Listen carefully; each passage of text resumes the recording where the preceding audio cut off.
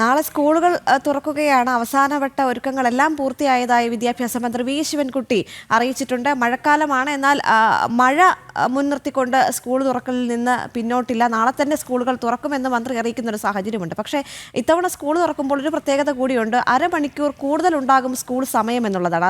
അതിന് പിന്നിൽ കോൺഗ്രസ് സംഘടനകളാണ് എന്നുകൂടി വി ശിവൻകുട്ടി പറഞ്ഞു വയ്ക്കുകയാണ്. എസ് ശാലിനി തയ്യാറാക്കിയ റിപ്പോർട്ട്. സംസ്ഥാനത്തെ പൊതുവിദ്യാലയങ്ങൾ നാളെ മുതൽ തുറക്കുകയാണ്. 2 മാസത്തെ വേനലവധിയൊക്കെ കഴിഞ്ഞ് വിദ്യാർത്ഥികൾ സ്കൂളിലേക്ക് എത്തുകയാണ്. മഴയുണ്ട്, കൊറോണ ഭീതിയുണ്ട്. ഒപ്പം ആ ഒരു ഒരുക്കങ്ങളും തയ്യാറെടുപ്പുകളും ഒക്കെ അവസാന ഘട്ടത്തിലേക്ക് കൂടി കടക്കുകയാണ്. ഈ ഒരു സമയത്ത് വിദ്യാഭ്യാസ മന്ത്രി വി ശിവൻകുട്ടി നമുക്കൊപ്പം ചേരുകയാണ്. കുരുന്നുകൾക്ക് ആശംസകൾ അറിയിക്കാൻ, ഒപ്പം തന്നെ ഒരുക്കങ്ങൾ വിലയിരുത്താൻ. മിനിസ്റ്ററെ, നാളെ ഇപ്പോൾ സ്കൂൾ തുറക്കുകയാണ്. മണിക്കൂറുകളുടെ മാത്രം കാത്തിരിപ്പേ ഉള്ളൂ. വിദ്യാർത്ഥികൾ സ്കൂളിലേക്ക് എത്തുന്നു. എന്തൊക്കെയാണ് അവരോട് പറയാനുള്ളത്? ജൂൺ മാസം 2-ാം തീയതി ആരംഭിക്കുന്ന സ്കൂൾ വർഷം ഏകദേശം 44 ലക്ഷത്തോളം വരുന്ന വിദ്യാർത്ഥികൾ സ്കൂളിൽ എത്തിച്ചേരുകയാണ്.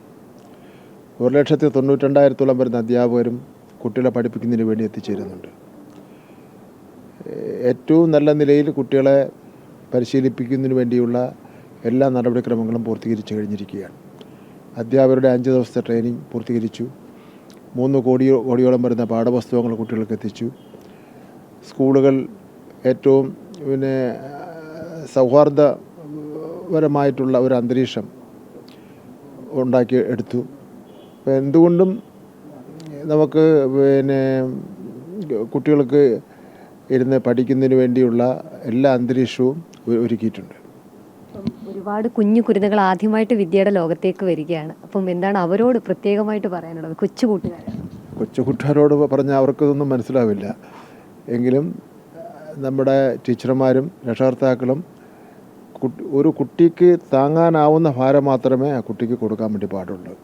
ആ നിലയിൽ കുട്ടിയെ പരിശീലിപ്പിച്ച് പഠിപ്പിച്ചെടുക്കുവാൻ വേണ്ടിയുള്ള കാര്യങ്ങൾ ചെയ്യണമെന്നുള്ള നിർദ്ദേശമാണ് നൽകാനുള്ളത്.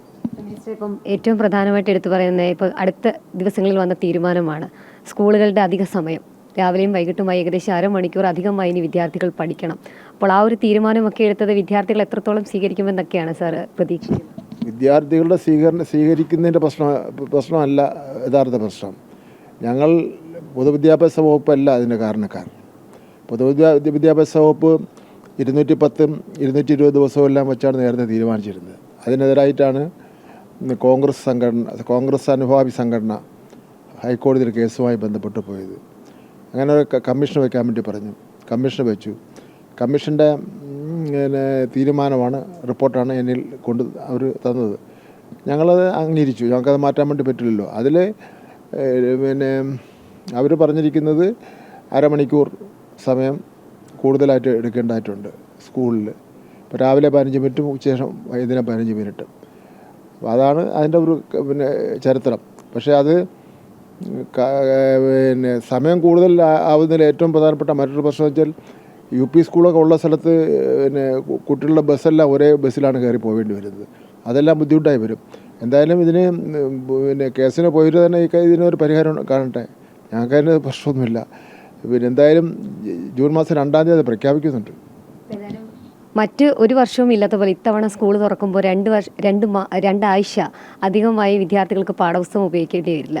അധിക ക്ലാസ്സുകളാണ്. അതിനെ എങ്ങനെയാണ്, ഏതൊക്കെ തരത്തിലുള്ള ക്ലാസ്സുകൾ, അതിൻ്റെ ക്രമീകരണങ്ങൾ, പരിശീലനങ്ങളൊക്കെ പൂർത്തിയായി? അതിൻ്റെ പരിശീലനങ്ങളെല്ലാം പൂർത്തീകരിച്ചു. അതിനുള്ള നോട്ടെല്ലാം എല്ലാ വിദ്യാഭ്യാസ സ്ഥാപനങ്ങളിലും കൊടുത്തു കഴിഞ്ഞു. എല്ലാ അധ്യാപകർക്കും അറിയാവുന്ന കാര്യങ്ങളാണ്. വിഷയങ്ങൾ പറഞ്ഞാൽ ഓരോരുത്തരുടെയും കഴിവിനനുസരിച്ച് കുട്ടികളെ പ്രസൻറ്റ് ചെയ്യും. കുട്ടികൾ ഈ കാര്യങ്ങളൊക്കെ ഒന്ന് മനസ്സിലാക്കിയിരിക്കണമെന്ന് മാത്രമേ ഉള്ളൂ. അതിൻ്റെ നടപടിക്രമങ്ങളെല്ലാം പൂർത്തീകരിച്ചു.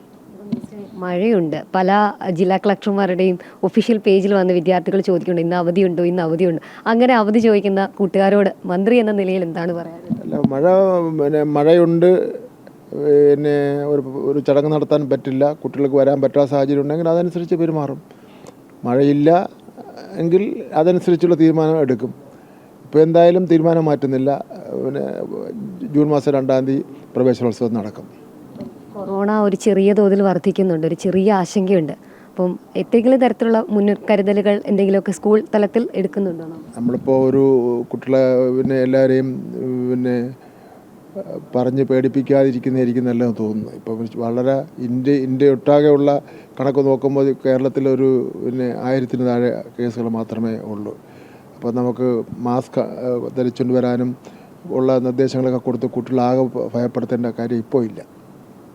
നാളെ സ്കൂൾ തുറക്കുന്നു. അപ്പം ഔദ്യോഗിക ഉദ്ഘാടനത്തിൻ്റെ ഒരുക്കങ്ങളൊക്കെ എങ്ങനെയാണ്? തയ്യാറെടുപ്പുകൾ കവലൂർ സ്കൂളിൽ വൻ സ്വാഗത സംഘവും എടുത്ത് സ്കൂൾ വജ്രോത്സവം നടത്തുന്നതിൻ്റെ അത്രയും മാതൃകയിൽ അവിടെ കാര്യങ്ങൾ നടത്തുകയാണ്. അവിടെ പഠിക്കുന്ന മുഴുവൻ കുട്ടികൾക്കും ഉച്ചയ്ക്ക് സദ്യ അങ്ങനെയൊക്കെ ഉള്ള വളരെ ആവേശപൂർവ്വം കാര്യങ്ങൾ നടക്കുകയാണ്. എല്ലാ ഒരുക്കങ്ങളും പൂർത്തിയായി വിദ്യാർത്ഥികളെ മികവിൻ്റെ കേന്ദ്രങ്ങളിലേക്ക് ക്ഷണിക്കുന്നല്ലേ? എല്ലാ ഒരുക്കങ്ങളും പൂർത്തീകരിച്ചു കഴിഞ്ഞു. എല്ലാ വിദ്യാർത്ഥികളെയും വിദ്യാലയങ്ങളിലേക്ക് ക്ഷണിക്കുകയാണ്. പഠിച്ച് മിടുക്കന്മാരായി വരട്ടെ എന്ന് ആഗ്രഹിക്കുന്നു. സാർ സൂചിപ്പിച്ചതുപോലെ തന്നെയാണ് മികവിൻ്റെ കേന്ദ്രങ്ങളിലേക്ക് വിദ്യാർത്ഥികളെ ക്ഷണിക്കുകയാണ്. ഒരുക്കങ്ങളെല്ലാം പൂർത്തിയായി. ഇങ്ങനെ പുതിയൊരു ലോകത്തേക്ക്, അക്ഷരലോകത്തേക്ക് 2 മാസത്തെ ഇടവേളയ്ക്ക് ശേഷം കുഞ്ഞു കുരുന്നുകൾ ഉൾപ്പെടെ വരികയാണ്.